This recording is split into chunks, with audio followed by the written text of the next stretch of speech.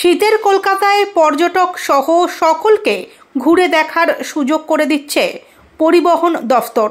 গায়ে সকালের মিঠে রোদ উপভোগ করতে করতে ঘুরিয়ে দেখানো হবে এসি ভলভো বাসে কলকাতা শহর এবং শহরতলির বিভিন্ন দ্রষ্টব্য স্থানগুলি।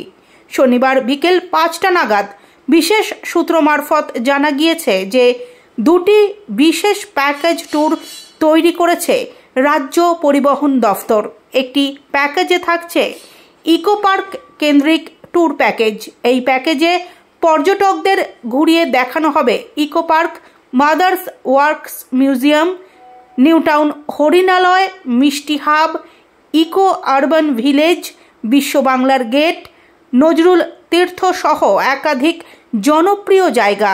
অপর ট্যুর প্যাকেজে থাকছে Victoria Memorial Hall, National Library, Alipur jail museum, Indian museum, Eden Gardens, Howrah bridge, Howrah Phulbazar, Prinsep ghat, tram সরণিকা, নন্দন চত্বর সহ একাধিক জায়গা।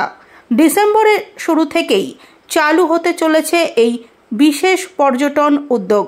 কলকাতা দর্শন নামে এই প্যাকেজ ট্যুরে এসি ভলভো বাসে গাইড সহ ঘুরিয়ে দেখানো হবে কলকাতা ও শহরতলির গুরুত্বপূর্ণ বিভিন্ন দ্রষ্টব্য স্থানগুলি।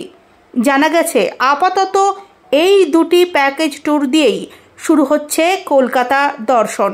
এরপর চাহিদা বাড়লে আরও একাধিক প্যাকেজ ট্যুর চালু করবে পরিবহন দপ্তর।